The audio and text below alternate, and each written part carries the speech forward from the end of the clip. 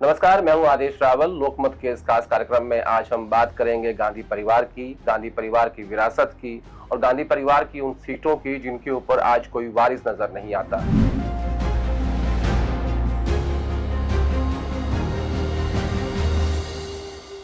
आज हम बात कर रहे हैं अमेठी और रायबरेली सीट की। इन सीटों की चर्चा इसलिए हो रही है क्योंकि इस बार लोकसभा चुनाव में गांधी परिवार का कोई भी सदस्य इन दोनों सीटों से लड़ना नहीं चाहता। दरअसल है क्या, क्यों सोनिया गांधी राज्यसभा गईं, राहुल गांधी क्यों वायनाड चले गए और क्यों प्रियंका गांधी लोकसभा चुनाव नहीं लड़ना चाहती, खासकर रायबरेली और अमेठी की सीट से। क्या है ये कहानी और इसके पीछे की कहानी कहां से शुरू होती है? दरअसल इस पूरे एपिसोड को समझने के लिए हमें 2019 में चलना होगा। यहाँ से दो कहानी शुरू होती हैं। एक कहानी प्रियंका गांधी के राजनीति में आने की और दूसरी कहानी राहुल गांधी की, जो कि दो सीट से चुनाव लड़े। एक सीट थी अमेठी और दूसरी सीट थी वायनाड। हम शुरुआत करते हैं पहली कहानी से, जो कहानी है प्रियंका गांधी के राजनीति में आने की। दरअसल 2019 के लोकसभा चुनाव से ठीक पहले प्रियंका गांधी सक्रिय राजनीति में आई। जब भी कांग्रेस पार्टी कोई चुनाव हारती थी विधानसभा का, तो कांग्रेस दफ्तर के बाहर हमेशा नारे लगते थे कि प्रियंका गांधी को लाओ और देश बचाओ। गांधी परिवार ने वैसा ही किया। प्रियंका गांधी 2019 के लोकसभा चुनाव से पहले सक्रिय राजनीति में आई। उन्हें उत्तर प्रदेश का महासचिव बनाया गया और उत्तर प्रदेश को दो हिस्सों में बांट दिया गया, पूर्वी उत्तर प्रदेश और पश्चिमी उत्तर प्रदेश। लेकिन प्रियंका गांधी के साथ साथ उत्तर प्रदेश की जिम्मेदारी ज्योतिरादित्य सिंधिया को भी दी गई और सिंधिया के पास पश्चिमी उत्तर प्रदेश था और प्रियंका गांधी के पास पूर्वी उत्तर प्रदेश। लेकिन जब लोकसभा चुनाव के नतीजे आए तो उसने सबको हैरान कर दिया। प्रियंका गांधी उत्तर प्रदेश की महासचिव थी और कांग्रेस के हिस्से में सिर्फ एक ही सीट आई, उसका नाम था रायबरेली सीट, जहां से सोनिया गांधी चुनाव जीती। दरअसल रायबरेली वो सीट है कांग्रेस के लिए जहां से इंदिरा गांधी भी कांग्रेस प्रेसिडेंट रहते हुए सांसद रही और सोनिया गांधी की राजनीतिक शुरुआत भी रायबरेली से हुई और वो भी कांग्रेस प्रेसिडेंट रही।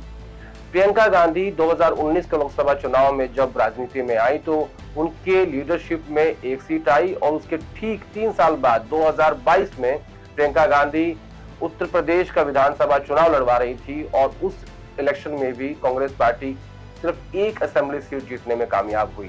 उस हार की जिम्मेदारी लेते हुए प्रियंका गांधी ने इस्तीफा दे दिया और उसके बाद कांग्रेस पार्टी में एक नया दौर शुरू हुआ। वो दौर था कि गांधी परिवार से बाहर का अध्यक्ष बनाया जाए, क्योंकि राहुल गांधी ने लोकसभा चुनाव की हार की जिम्मेदारी लेते हुए जो इस्तीफा दिया था, तभी कहा था कि गांधी परिवार का कोई व्यक्ति अध्यक्ष नहीं होगा, अब गांधी परिवार से बाहर के किसी व्यक्ति को ढूंढ लीजिए।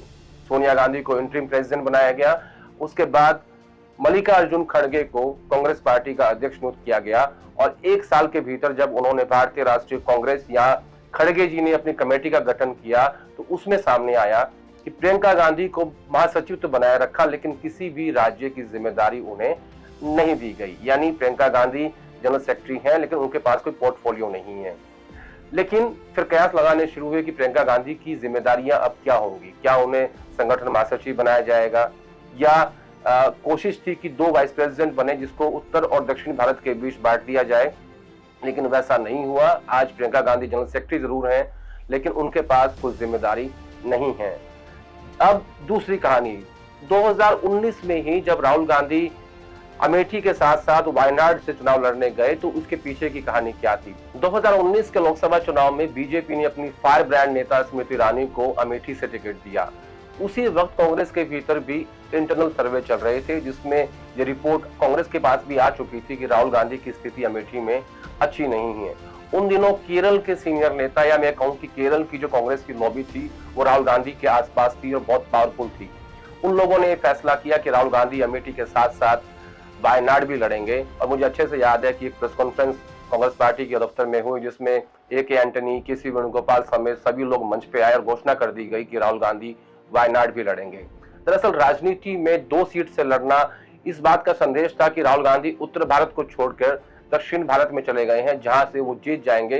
लेकिन वो फैसला सही साबित हुआ जब नतीजे आए, राहुल गांधी अमेठी हार चुके थे। तो ये 2 पैरेलल कहानी शुरू हुई 2019 में, जिसका संबंध आज दिखता है कि अमेठी और रायबरेली में कांग्रेस पार्टी के पास या गांधी परिवार की तरफ से कोई वारिस क्यों नहीं है। 2019 में राहुल गांधी अमेठी में चुनाव हार गए थे और मुझे याद नहीं आता कि इन पिछले 5 सालों में वो कभी लौट कर अमेठी गए हों।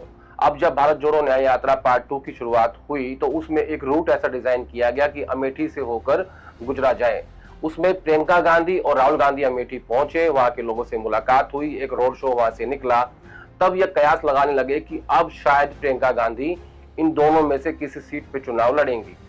कांग्रेस पार्टी के रणनीतिकारों ने सुझाव दिया था कि अमेठी सीट से लड़ने में फायदा है, क्योंकि स्मृति ईरानी यहाँ पिछले 5 साल से सांसद हैं और केंद्रीय मंत्री हैं, उनके खिलाफ एंटी इनकम्बेंसी है, तो यहाँ आसान होगा, क्योंकि रायबरेली से सोनिया गांधी सांसद हैं, इसलिए वहां से नहीं लड़ना चाहिए।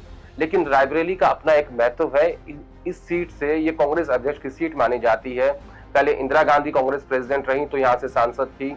अब सोनिया गांधी जब इस सीट से सांसद है, वो भी कांग्रेस पार्टी की अध्यक्ष रही। तो सोनिया गांधी के राज्यसभा जाने के बाद ये उम्मीद थी कि प्रियंका गांधी रायबरेली से जाएंगी। लेकिन अब उससे पहले हम आगे बढ़े, ये समझना जरूरी है कि सोनिया गांधी के राज्यसभा जाने की कहानी क्या है। सोनिया गांधी क्योंकि अब रिटायरमेंट मोड में है लगभग, और अगर वो रायबरेली से चुनाव हार जाती तो 10 जनपद, जो ये महज एक घर नहीं है, इसके राजनीतिक मायने भी हैं। कांग्रेस पार्टी के इन 10 साल के यूपीए की सरकार में 10 जनपद ने बहुत महत्वपूर्ण और बड़े फैसले किए हैं, जो कांग्रेस पार्टी के लिए इसलिए महत्वपूर्ण है क्योंकि ये 10 जनपद का एक मैसेज जो है वो आज भी इसके राजनीतिक गलियारों के आसपास घूमता है। तो ये फैसला इसलिए किया गया कि सोनिया गांधी राज्यसभा जाएंगी।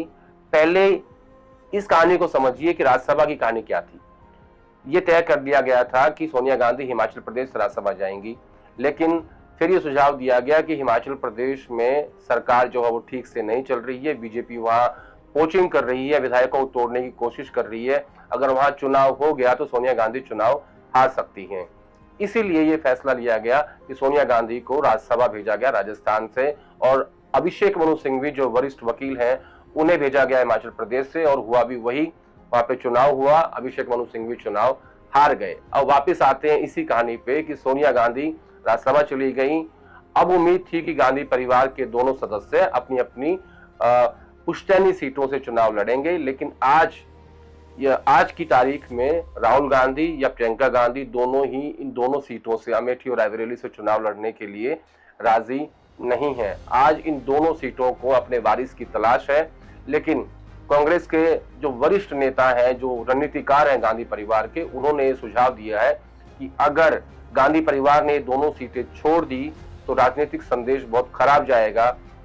चुनाव परिणाम आने से पहले ही कांग्रेस पार्टी चुनाव हार जाएगी।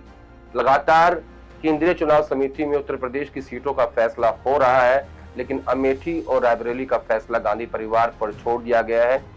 लेकिन संकेत यही मिल रहे हैं कि गांधी परिवार यानी राहुल गांधी और प्रियंका गांधी अमेठी और रायबरेली से चुनाव लड़ना नहीं चाहते। राहुल गांधी ने अपनी सीट वायनाड तलाश ली है, अब वो वहीं से सांसद रहना चाहते हैं।